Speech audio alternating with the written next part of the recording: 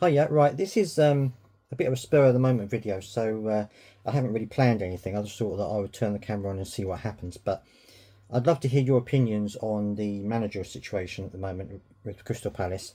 It looks increasingly like Roy Hodgson is going to be in charge at our next game because we've had what looks like a torrid time trying to find a replacement. Now, apparently, there was a meeting between the manager, the board, and Steve Parish, and they agreed that Roy Hodgson's continued management at the club cannot continue. It's not cannot be tenable, and they have to find a replacement. The problem is, as I've mentioned in my previous video, there is no one that wants the job. Steve Cooper was approached. Apparently, he doesn't want the job. He doesn't want to pick up the team mid-season. You'd rather do it at the beginning of the season, beginning of the season or pre-season. You'd rather have the team for that length of time rather than just picking it up now. Lopetegui apparently is exactly the same. Doesn't want to take the job at this point in the season. Also, Graham Potter is another one who has apparently turned us down. But there are a few clubs in Europe that are looking at him, so that might be one of the reasons why he's decided to not go for Palace.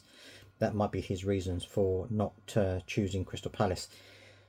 But it is a really difficult situation when you think that the situation. Why are they turning us down? Could it be? And I've been thinking about it, in my head. Why would they turn down Crystal Palace, who are a Premier League team? And we're not in the relegation zone. We're close to it, but we're not in the relegation zone. We're not adrift. We are still in the fight. If we can get a couple of wins, we could still be comfortable and survive in the Premier League. So why would they not want to come in at this stage of the season and take it on? Could it be the offer that they've been given by Steve Parish? Perhaps it's not enough money. Perhaps the terms or the contract or whatever aren't suitable. Because let's face it, this isn't the first time we've had this issue. Back when Roy left the first time, we had problems getting hold of managers. We ended up getting Patrick Vieira. He wasn't our first choice. And a lot of people were like, Patrick Vieira, really? Is he going to be any good? I mean, it turned out he was really good.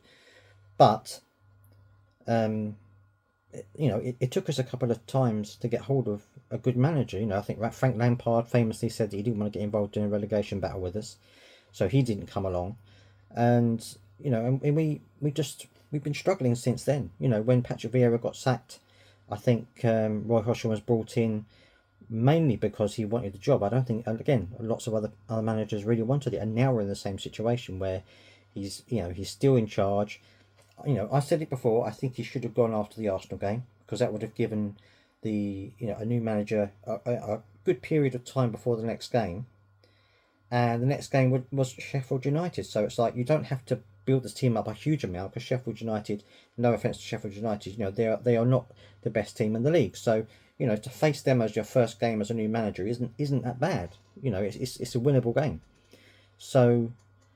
That for me would have been the obvious idea. But now, of course, we're that bit later down the line. We've got a difficult run of games coming up.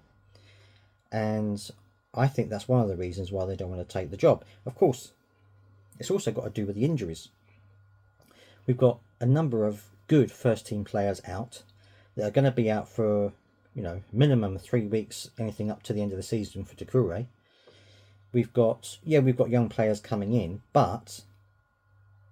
why would they not want to take on an opportunity like Crystal Palace? It makes me wonder whether there is something going on behind the scenes. Whether these managers know something that fans don't know.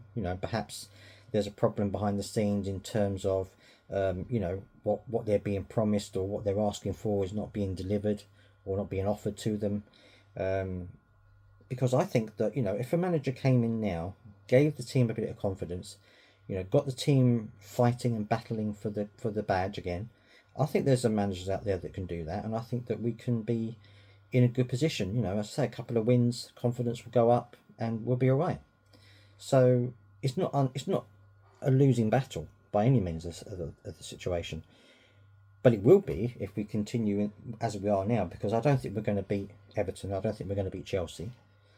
You know, we've got some big games coming up, and I can't see where points are going to come from if we continue the way we are now. You know, the team's already despondent.